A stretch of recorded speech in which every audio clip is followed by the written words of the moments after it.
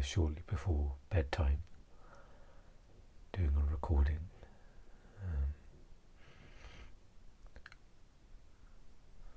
I'm just aware of the fireworks going off, so as usual,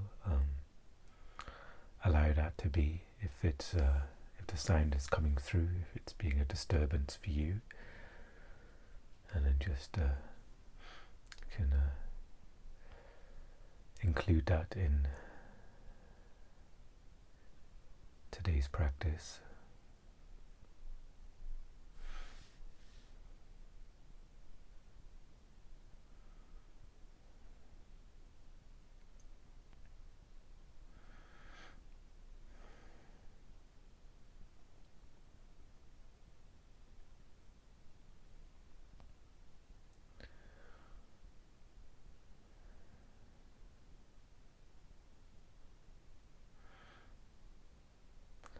So it has been, for me, a recent trend of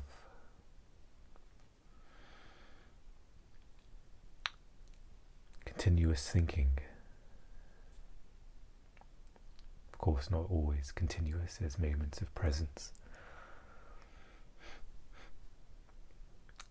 But perhaps there's an idea in my head that I should be more advanced by now, that I know better than to continuously be lost in thinking.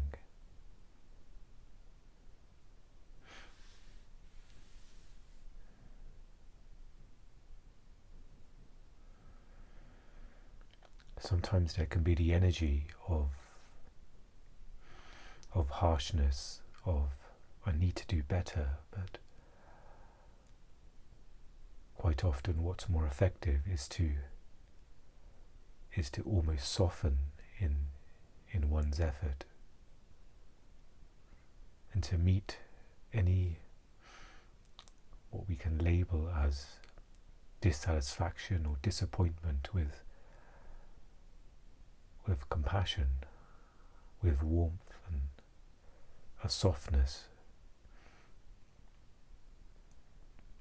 And it's not a empty gesture or a passing expression, it's a deep invitation to go deeper.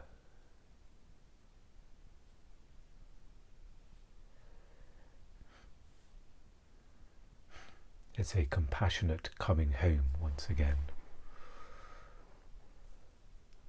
The moment when you're lost in thought, and perhaps it's been a morning of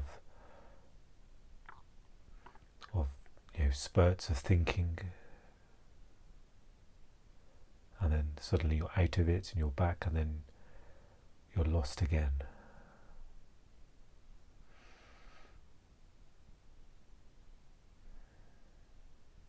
And sometimes you can even smile mindfully at what's going on.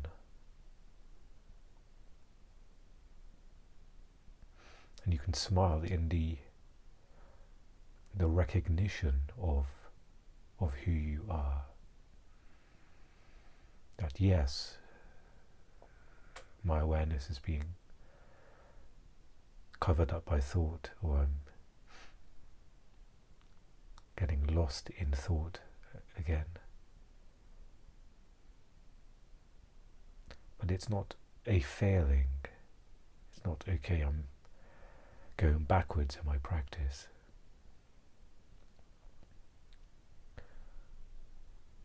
As we've mentioned before of Rupert Spira's words, it's a pathless path. You are what you want to seek, what we think we're seeking. We're already there. We already are that.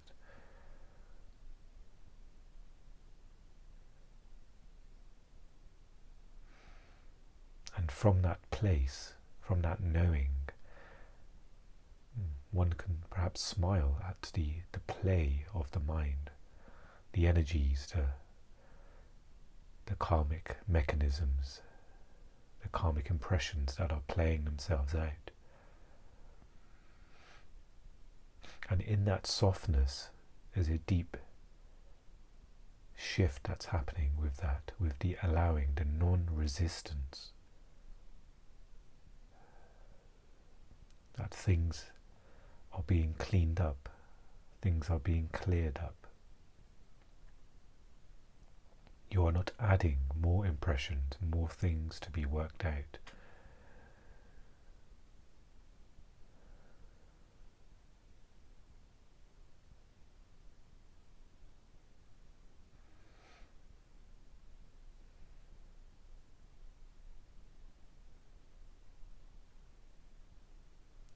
And it's the simplicity of returning to the now, from the complex, fragmented thoughts, the separate self,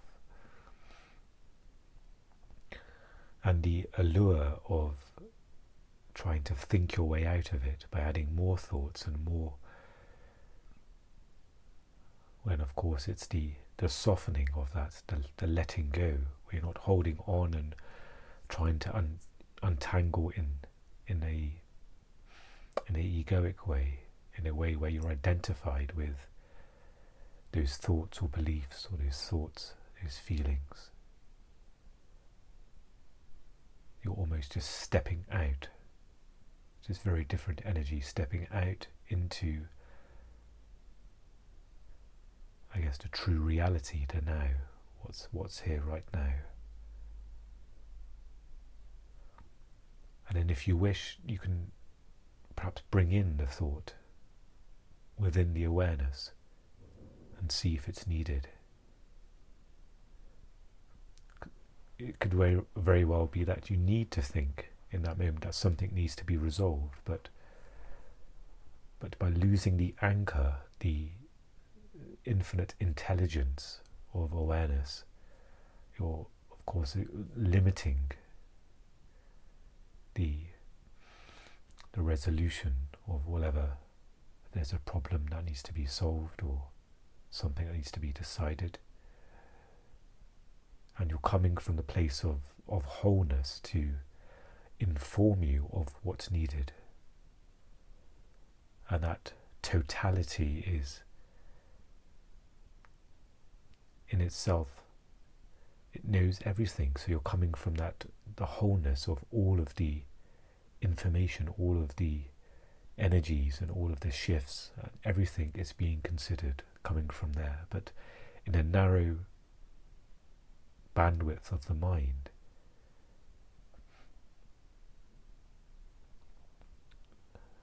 You can't, of course, measure the fraction of that intelligence, that's the mind, how narrow that bandwidth is, but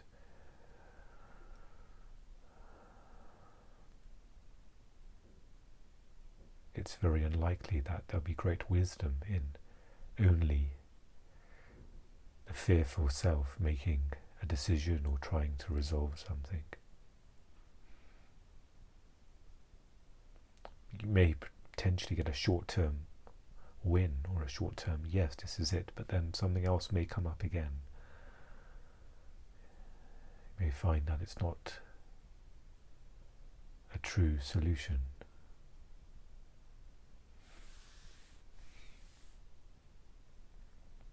So for me, there's the almost clusters of thoughts and thinking, almost an overdrive of thoughts and thinking, and at the moment it's hard for me to perhaps understand if this is part of the sort of spiritual process where things may speed up and things may come to the surface more, or if it's just more unconsciousness, more thinking. A part of me sort of doesn't really know if that's even important or not, and in some level it's not. It's just, again, going back to the ultimate simplicity of just taking care of this moment.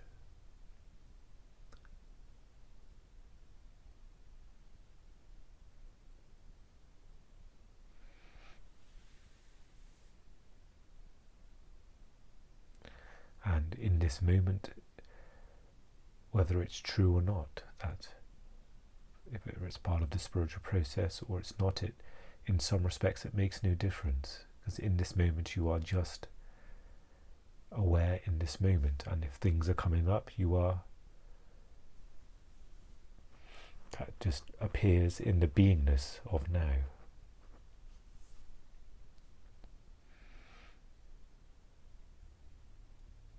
And whatever appears in a now, that's what you're working with. That's what needs to be taken care of.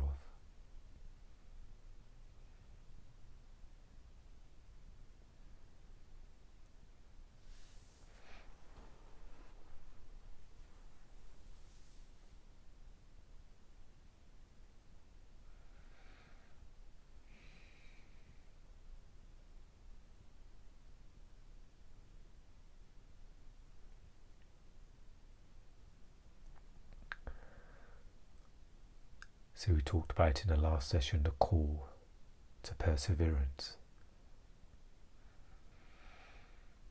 And I'm sensing that energy in me again, the sort of compassionate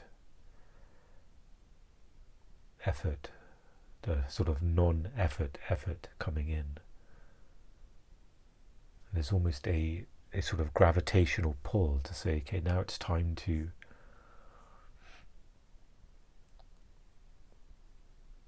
of course whatever I say, it's probably it's with the problem with language, it's going to be inaccurate, but there's that certain type of effort, the sort of non-effort effort, that pull to go deeper, that there's been enough suffering. I'm not talking about just big, huge, traumatic sufferings. I'm talking about the suffering of being identified with thought, the very subtle.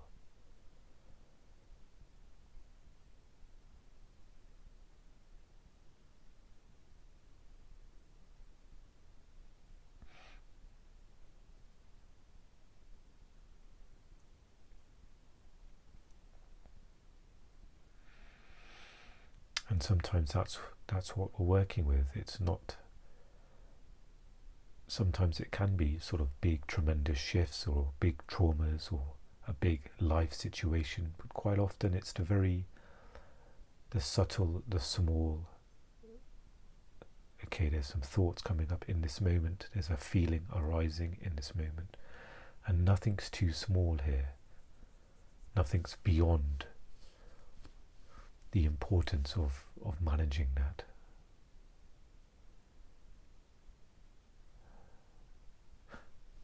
And sometimes it's easy, perhaps this is what's happening to me, where I'm trying to sort of manage the big picture, and I'm perhaps not honouring the work in front of me, that, okay, I'm getting lost in this absent thoughts, these thoughts that are not needed, or patterns of thinking. And perhaps I'm looking past that. I'm trying to maybe deal with the deep traumas, which of course I don't want to ignore. But it's also known that's all connected, that maybe the patterns of thought, it may not be a huge reaction, but it's perhaps bubbling from the pain body or the core blockages of energy that are happening there.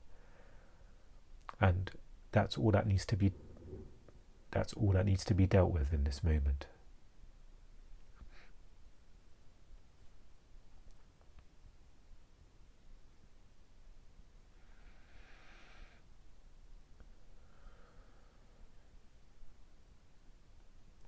Sometimes the mind can pull on like almost a spiritual cloak, and it can remain in the game of, yeah, I'm on this spiritual path, and there's something that Rupert said in a video I watched, something where he said it's almost candy for the mind, the sort of spiritual path, the progression of that, and because it kind of almost gives you the illusion that, okay, you're practicing right now, but really you're just sort of teasing yourself with the thought of being spiritual or being present.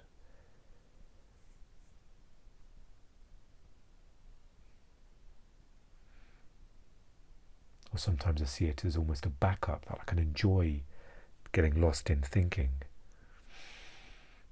or getting identified. I've got that spiritual sort of reset button to get me out of it whenever I want to, or something to look forward to almost as well, in some funny way.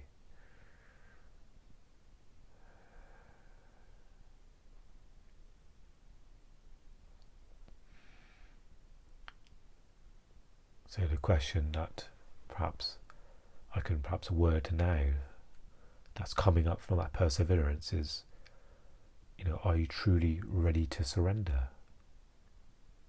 Do I want to keep part of my identity still and have one foot in the spiritual realm, or the realm of no identity?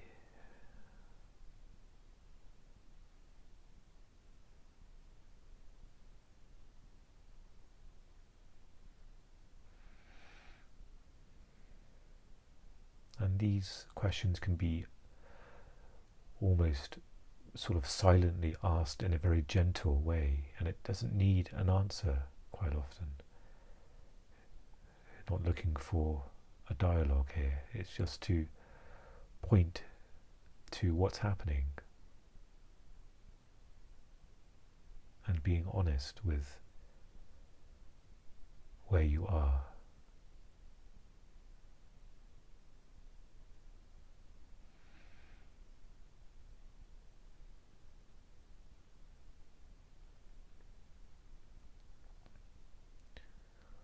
And maybe there's a place for sternness in regards to myself, to say, okay, enough of this, enough.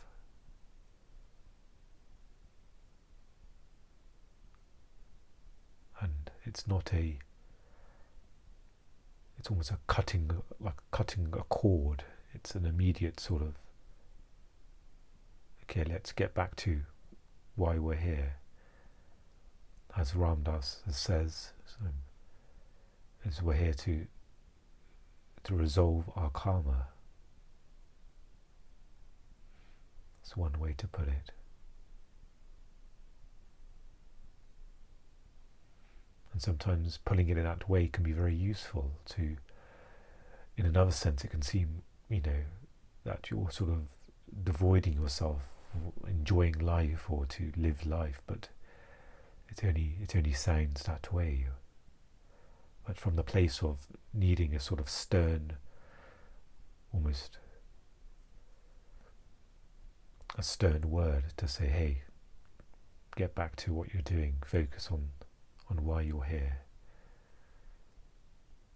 It's almost a shortcut to cut through and get back to the essence, my essence, our essence.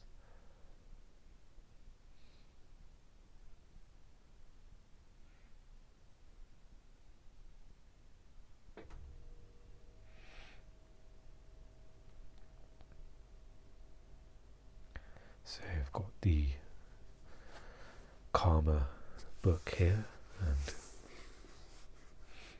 perhaps we can do a little more reading.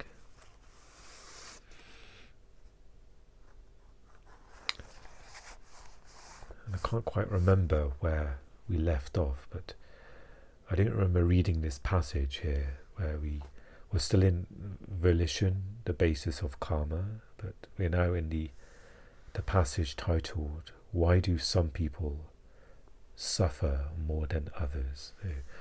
And if it's something I've read before, then perhaps we need to read it again. Okay.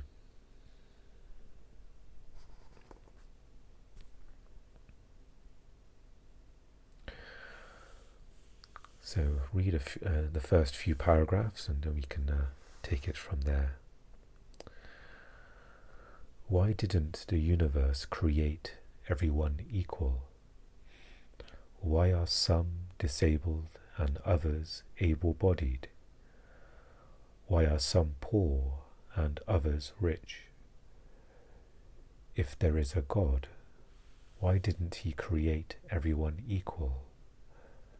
Why couldn't everyone carry positive karma? Why couldn't everyone have the same software?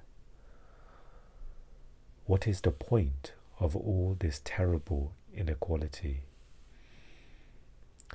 These are questions that have plagued human beings since the dawn of time. Now pause and examine this with absolute clarity.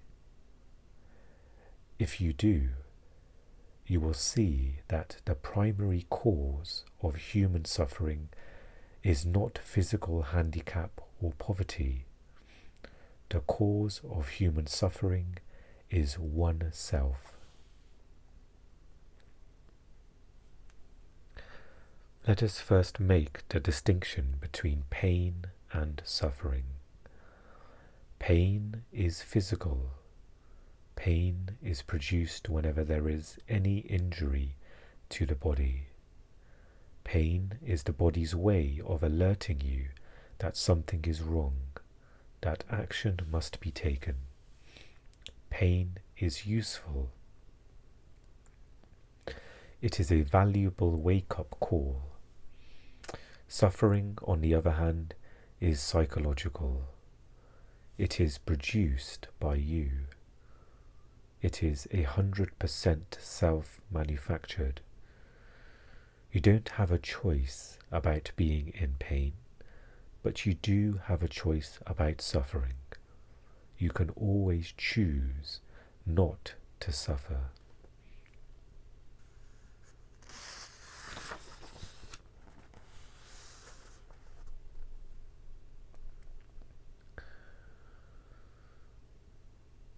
So, it is not the physical situation that causes misery. It is the way you react to it. Your karma is not in what is happening to you. Your karma is in the way you respond to what is happening to you. Human beings are capable of suffering just about anything. Someone could not get into college, so they suffer.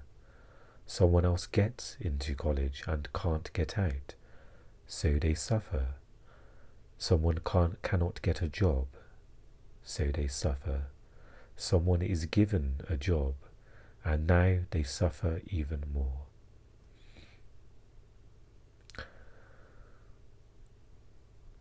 Your suffering is not because of your circumstances.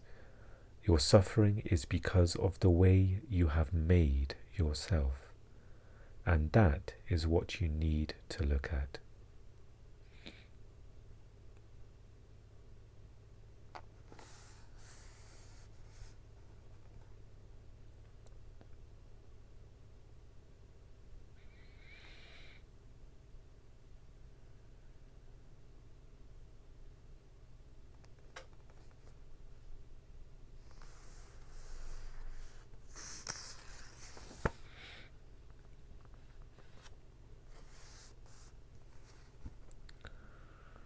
So perhaps we can pause there for a moment. And for those looking to perhaps purchase this book, there are, of course, I'm just sort of reading extracts. There are sort of storied examples of the points that are being made here, and scenarios and situations to almost illustrate the explanations.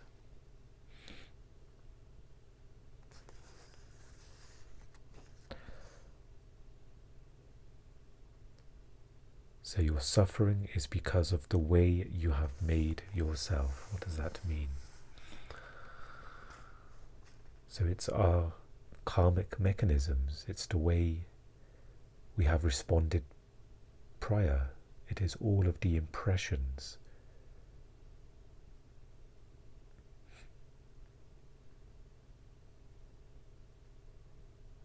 And so, by having a certain condition,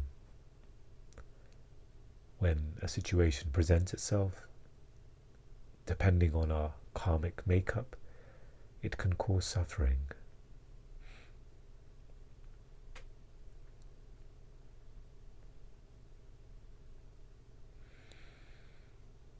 And going back to the choice to suffer, we've touched upon this in the readings of A New Earth, where Eckhart makes that same explanation about pain being physical and suffering being psychological, suffering being a choice.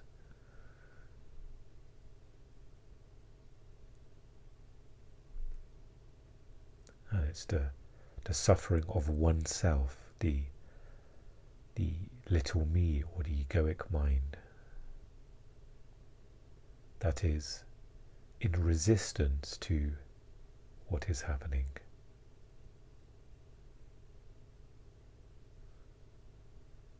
It's the voice that says that this shouldn't happen.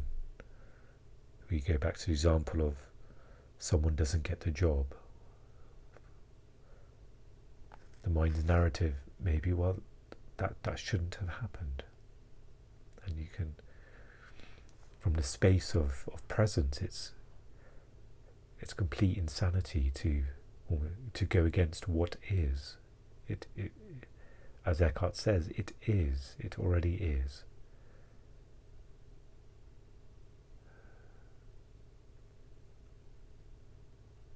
And of course, the egoic mind is distorting and shading and adding certain colours situation to say, well, this should have happened my way. And of course, in that fragmented view,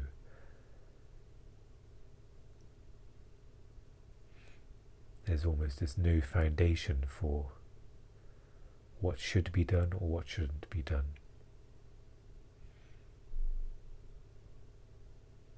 And you can almost sense how far away one is from their nature, from the essence of who they are, with the mind's projections.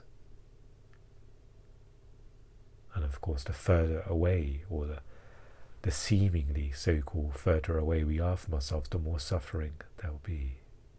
The more entrenched one is with identity, another way to put it, the more suffering, the more capacity for suffering there can be.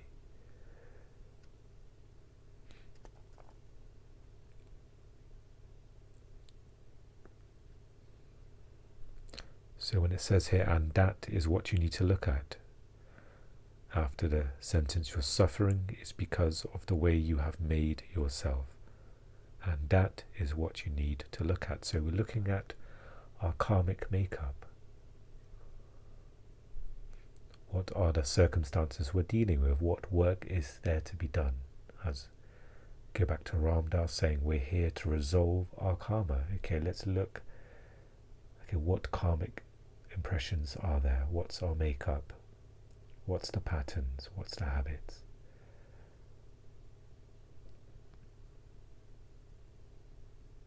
And it's not in a theoretical sense, it's the wholeness of, it's all connected.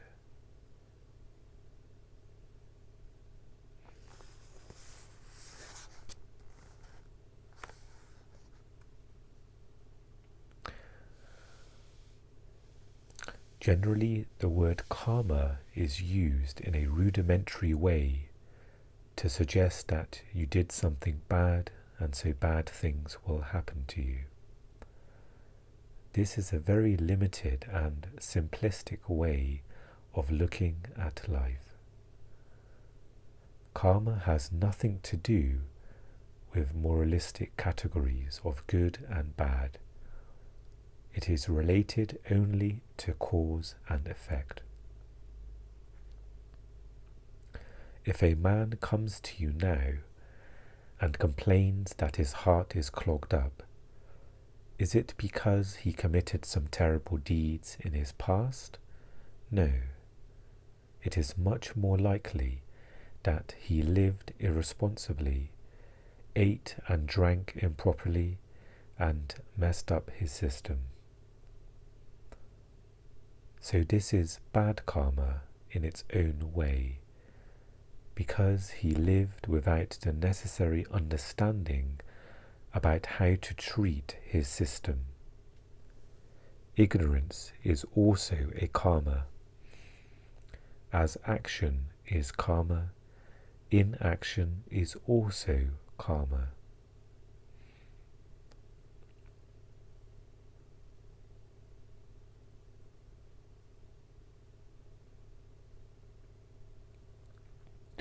Someone recently came to me and told me about a dear friend of his who had lost the use of his hand. Now, the accident was unfortunate, but the real question is not about how many hands you have. The real question is whether you are suffering them.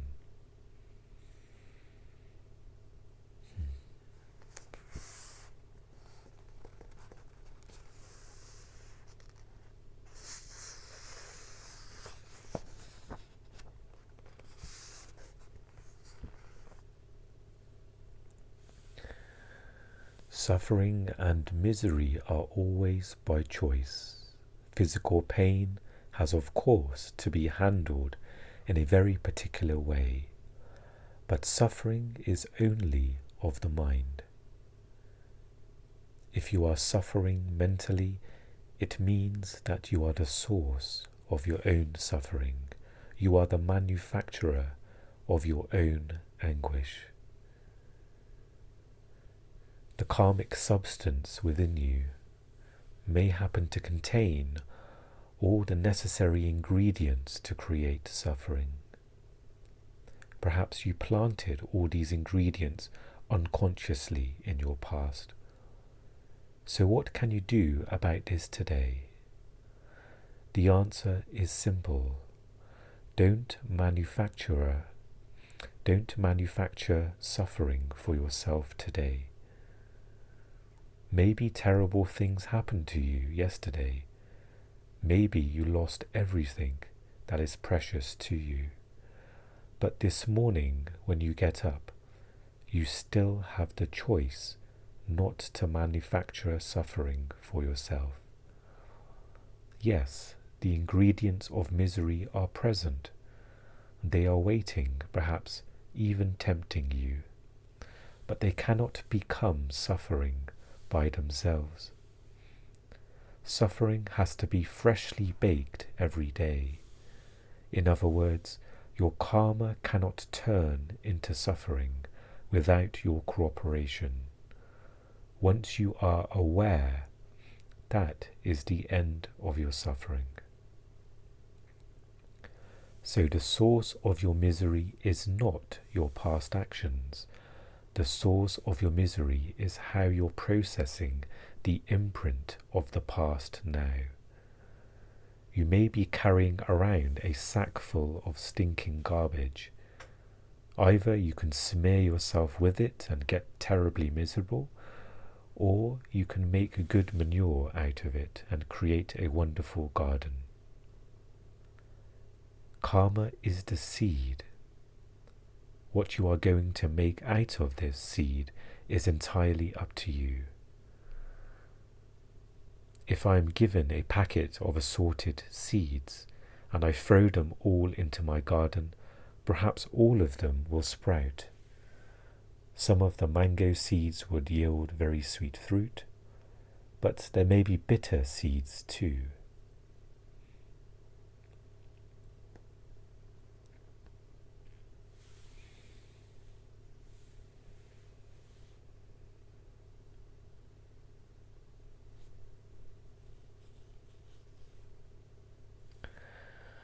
And there may actually be more weeds than plants growing even in your own garden.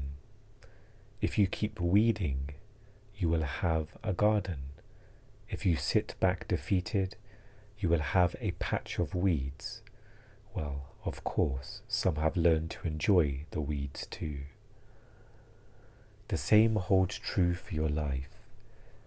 You have your seed karma, but you also have your weeding karma. This is where volition comes in. This is where intention becomes paramount. If you decide not to perform your weeding karma, your life will be just an overgrown wilderness. If you choose to perform this simple function, your life could yield an incredibly rich harvest.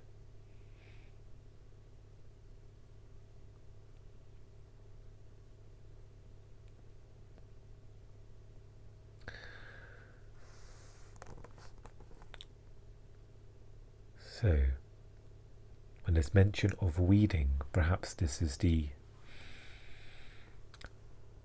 moments when we're not aware and more imprints are being made, or more sort of bitter seeds are being planted.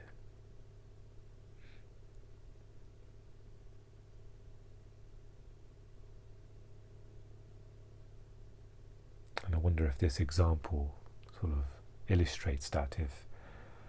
If one was to do, the most beautiful, perfect meditation for an hour a day, but the rest of the day they're perhaps worried or anxious, or they're perhaps thinking about the meditation. Did I do it the best I could? Could I have done it better?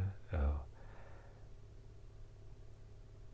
you can imagine that within that hour, of course, there's great prosperity there. There's great, perhaps, dissolving of karma happening in that hour. But then the rest of the day, perhaps the weeds are growing. There's more weeds than there are the plants.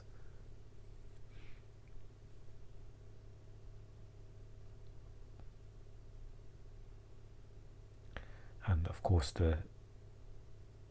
what's so miraculous about just a simple awareness of the present moment, that right action can happen from that. I think there's a term used in Buddhism, meaning the action that's in alignment of the source, of the totality, not an action on behalf of the egoic self, separate self, which is the result of karma.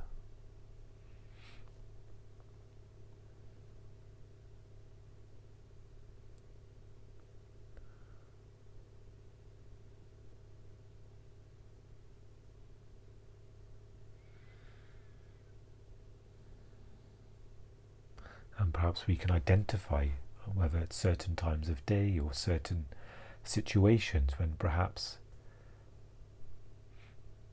there's times when the weeds are growing, when they need to be sort of weeded out, whether it's adding a little bit more awareness within certain relationships in our life, whether it's a certain person of interaction that brings up the unawareness, the adding of more imprints, more weeds to the garden.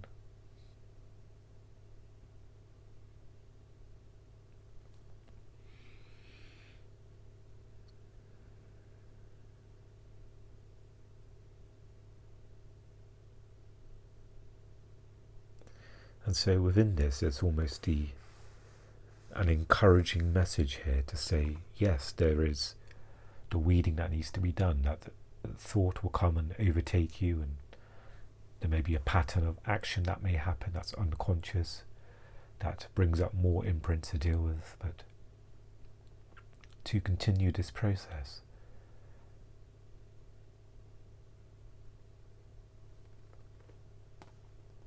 As it says here, that it's not about yesterday of what's happened, it's about managing the imprints in this moment. And that's where the volition, the choice, the intention comes in. That perhaps for the last hour you've been lost in deep worry or thoughts or fantasizing about desires that are perhaps not connected to your essence. But what can you do now? There is the choice now to be aware. The choice to whether they're suffering.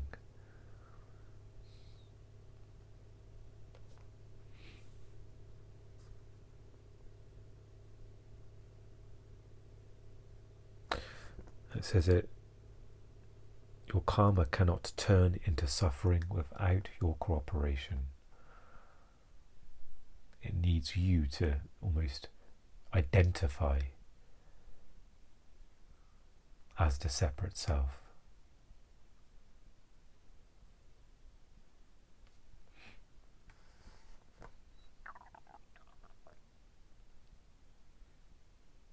So the source of your misery is not your past actions. The source of your misery is how you're processing the imprint of the past now.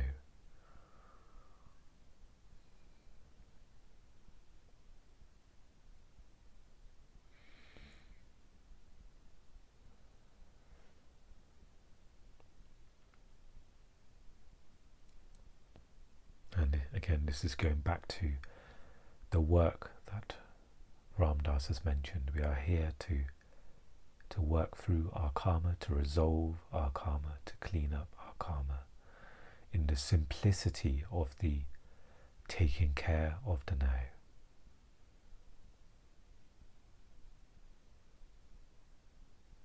Moment by moment.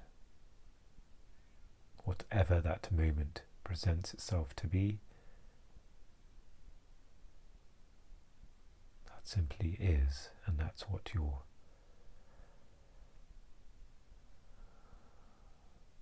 And the more this will become transparent as well, the more, for example, perhaps time of day will become more transparent, in the sense that there is truly only the now. Whether it is, for instance, in my time now, it's evening time towards bedtime. Maybe perhaps there'll be less of sort of associations and references to time of day, for example. And that may go for life situations, maybe become transparent as well. That maybe in the past, whether seeing a certain person or life situation, getting ready for work or entering work, there may be perhaps before a sort of huge heaviness about it and a huge resistance, but sort of being in the now, that becomes simplified. You're just simply in the car driving, taking care of the now, or you're in the lift or elevator going up to your floor, and you're in the now. Nothing needs to be done, you are just in the now. The elevator's moving, the doors open, you take a footstep outside, moment by moment.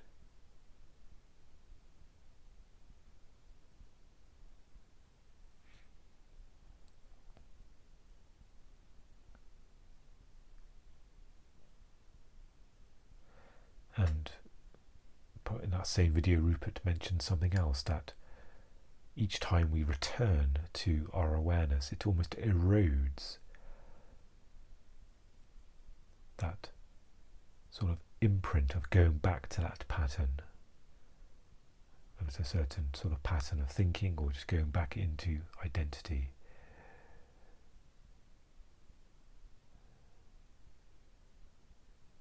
So we're kind of almost eroding or dissolving that imprint, those imprints.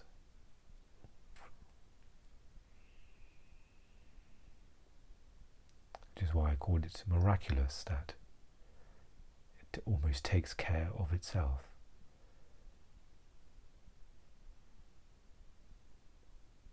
It comes down to just the simplicity of being, the recognition of who we are, and resting in the beingness.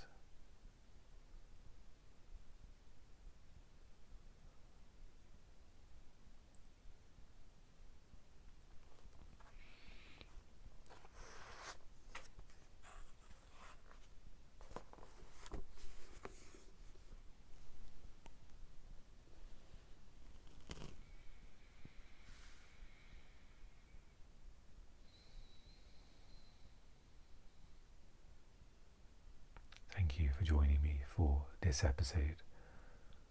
I wish you well, and I will see you again very soon. Take care.